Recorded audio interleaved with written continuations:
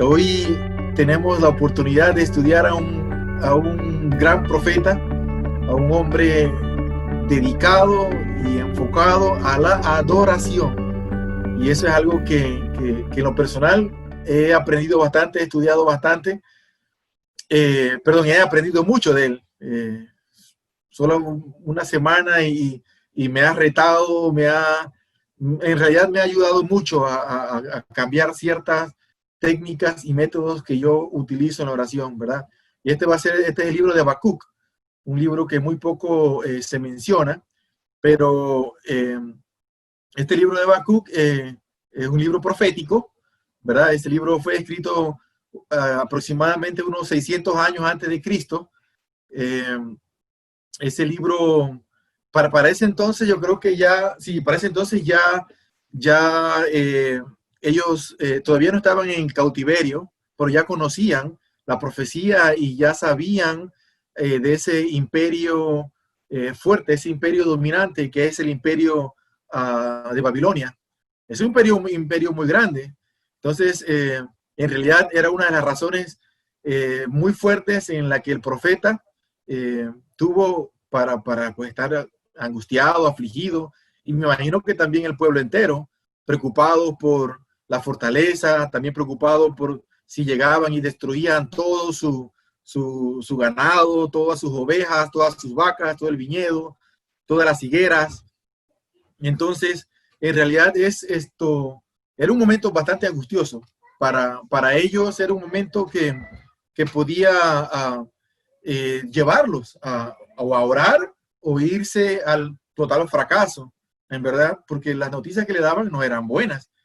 Entonces el libro de Habacuc se le atribuye el nombre al profeta Habacuc, y me llama la atención que sabemos que Dios en el Antiguo Testamento ponía un nombre, o las personas ponían un nombre y tenía cada uno de ese nombre su significado, como que lo distinguía a cada uno de ellos, así como nuestras huellas dactilares y nuestro iris nos identificaban. A él le tenían, se define por dos, hay dos definiciones del nombre de Habacuc.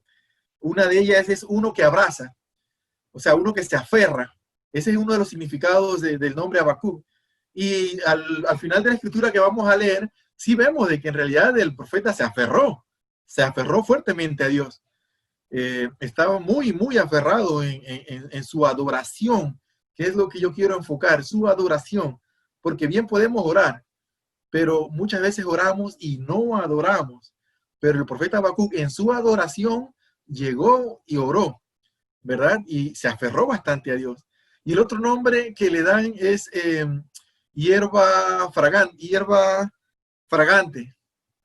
Ese nombre es interesante porque es como algo agradable, como su conducta agradable a Dios, su forma de conducir, su forma de actuar, de pensar, era muy agradable a Dios. Y si lo leemos al final, cuando compartamos la escritura, ahí dice que incluso dice al jefe de los cantores para instrumentos de cuerda, lo que sugiere que el profeta era un levita y era un músico y un cantor. Entonces, la adoración era parte de su vida y la había desarrollado muy bien. Entonces, vamos a leer el libro de Habacuc, vamos a leer solamente dos partes, Habacuc del 1 al 2 y Habacuc 3 del 1 al 2 y Habacuc 3 del 17 al 19. Si me acompañan, dice así, Habacuc del 1 al 2, dice así: oración del profeta Habacuc sobre Sigionot. Oh Jehová, he oído tu palabra y temí. Oh Jehová, aviva tu obra en medio de los tiempos. En medio de los tiempos, hazlo conocer. En la ira, acuérdate de la misericordia. Esa es la primera parte. Después de esa oración, de ese arranque, de ese inicio, el profeta hace y tiene el valor y la fuerza y la espiritualidad para continuar en el 17 hasta el 19, donde dice: aunque la higuera no florezca, ni en las vides haya fruto, aunque falte el producto del olivo, y los labradores no den mantenimiento, y las ovejas sean quitadas de la majada, y no haya vacas en los corrales. Con todo, yo me alegraré en Jehová y me gozaré en el Dios de mi salvación. Jehová, el Señor en mi fortaleza. Jehová, el Señor es mi fortaleza, el cual hace mis pies como de siervas y en mis alturas me hace andar. Así como le comentaba, vamos a ver cómo este profeta pudo desarrollar ese tipo de oración, cómo él llegó a ese nivel de oración y cómo nosotros podemos ponerlo en práctica. Porque honestamente pareciera fácil arrodillarse y hablar con Dios, ¿verdad? Porque la oración es eso, es una intimidad con Dios. Yo oro y Dios me habla a través de la palabra, pero no es tan sencillo como se ve, no es tan sencillo como inclinar la cabeza y hablar. Escuchemos la palabra del profeta y escuchemos y veamos lo que incluso él hizo antes de orar. Él hizo tres cosas que a mí me llamaron la atención, dos cosas antes de orar que me llamaron la atención y una que pidió en la oración. La primera dice: oh Jehová, he oído tu palabra, he oído. O sea que antes de que él llegara a orar, a arrodillarse a orar, él le había escuchado la palabra de Dios, ya le había escuchado la voz de Dios. Y eso es muy interesante porque muchas veces llegamos a arrodillarnos sin haber orado, sin haber leído. Y si se fijan, la Biblia dice que la fe llega por medio de oír el mensaje. ¿Y cómo vamos a desarrollar esa fe si no leemos la Biblia o no escuchamos la palabra de Dios? Entonces, me llama la atención eso, de que primero él escuchó el mensaje, él escuchó lo que Dios tenía que decir. Se forma el ciclo de intimidad. Él escucha la palabra de Dios y luego fue y le habló a Dios. Entonces hay una relación, hay una intimidad con Dios en esa parte. Yo oro, yo leo la Biblia y después oro. Hay una intimidad ahí entre nosotros, ¿verdad? Entonces, la fe se tiene que desarrollar a través del mensaje. Yo no puedo tener una buena oración si yo no tengo una fe. Yo no puedo desarrollar mi fe si no escucho y no leo la palabra de Dios. Entonces, tengo que desarrollarla primero.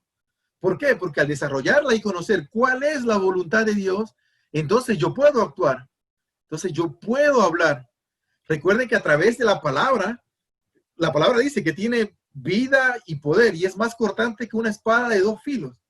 No sé si se acuerdan de aquellos 7 hermanos que expulsaban demonios y ni siquiera eran cristianos o no creían en Jesús. Ellos solo mencionaban la palabra, decían en el nombre de Pablo y en el nombre de Jesucristo. Y los demonios lo obedecían hasta que se toparon con el mero, con uno de peso, ¿verdad? Pero la palabra hacía que los demonios fueran expulsados. O sea, en realidad tiene poder. Y cuando nos arrodillamos, vamos a utilizar la palabra para tener poder. Eso lo hizo el profeta lo escuchó. Pero el profeta tuvo una segunda reacción antes de orar. Y esa reacción fue: y temí. Él dice así: oh Jehová, he oído tu palabra y temí. Él tuvo un temor reverente a lo que escuchó en su palabra. Él tuvo ese temor reverente a lo que Dios dijo, a lo que Dios le comentó. Ese temor debemos tenerlo, debemos sentirlo en el corazón, porque ese temor nos ayuda a ser reverentes, a ser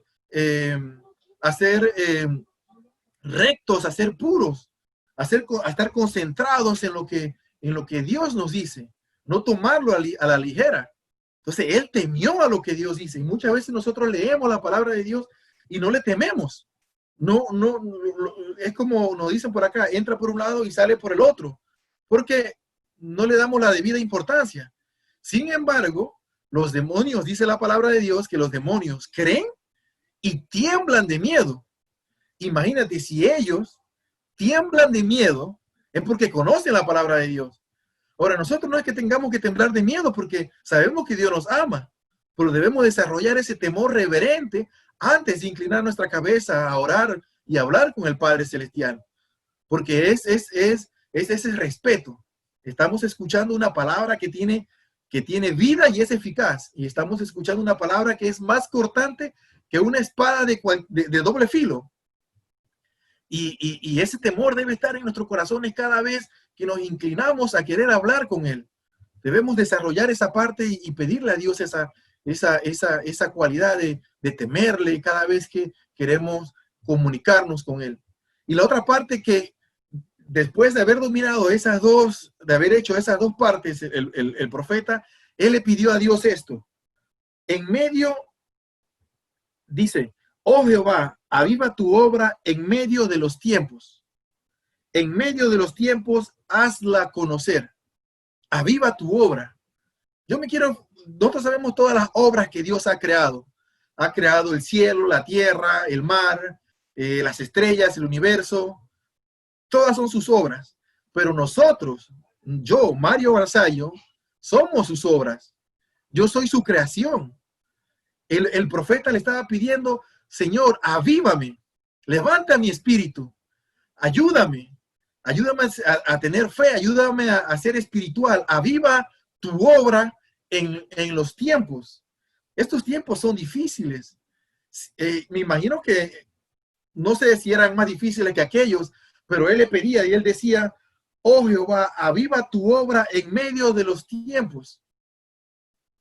Entonces él estaba pidiendo que Dios desarrollara en él la espiritualidad. Le estaba pidiendo que en medio de la oración, Dios mío, ayúdame a escucharte, ayúdame a verte, ayúdame a crecer, ayúdame a trabajar en mi vida, ayúdame a ver tu poder, tus obras en este tiempo y en el tiempo para cuando era la profecía. Él estaba pidiéndole esas cosas a Dios.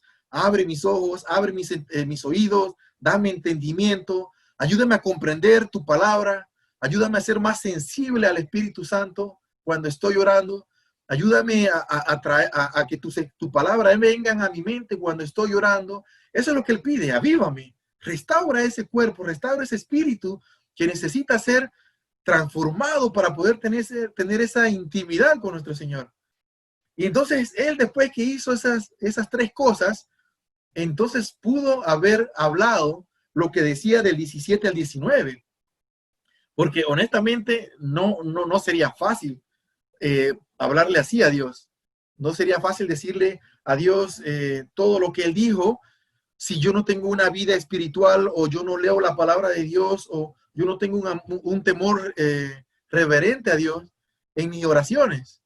Entonces yo podría traducir la segunda parte donde Él dice, aunque la higuera no florezca, Él puso en el versículo 17 la palabra aunque las cosas pasen. Él tomó una decisión.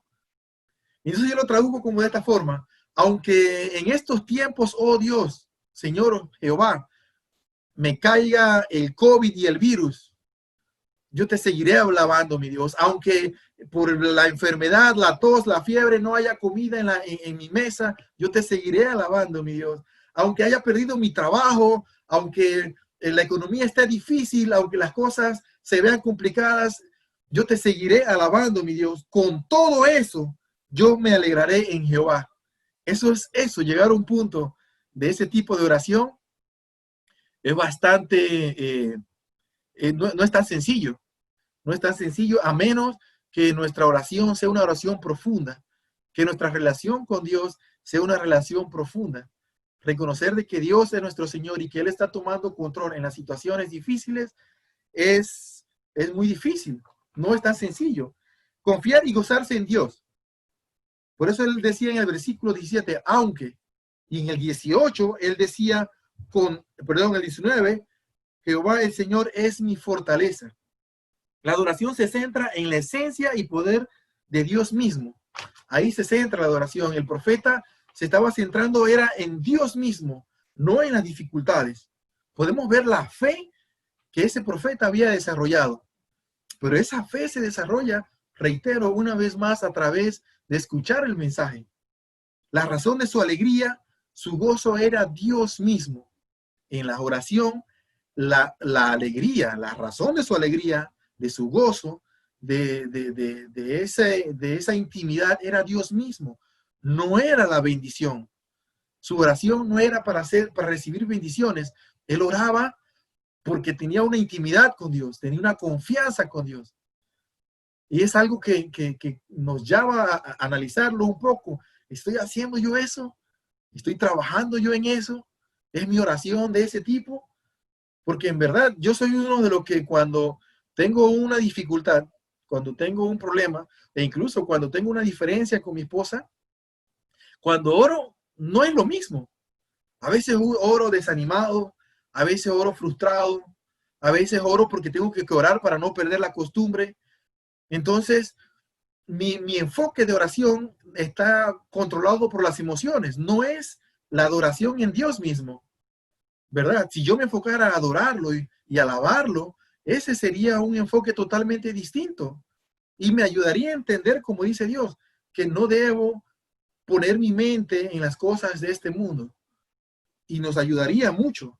Por eso el profeta en el texto nos dice, me alegraré en Jehová, me gozaré en el Dios de mi salvación, ¿verdad? En estos términos hebreos para alegrarse y gozarse, que se usaron aquí, indican saltar de gozo, regocijarse, divertirse, girar alrededor, gritar de regocijo. Hablamos entonces de un gozo manifiesto, evidente. En realidad, el profeta estaba confiado en la bondad de Dios. Él no permitió que la adversidad derivada de su gozo en Dios, sino que su fuerza se expresara en esa oración y en esa intimidad con Él. Por eso es que me llamaba la atención el nombre de hierba fragante. Su conducta era agradable a Dios.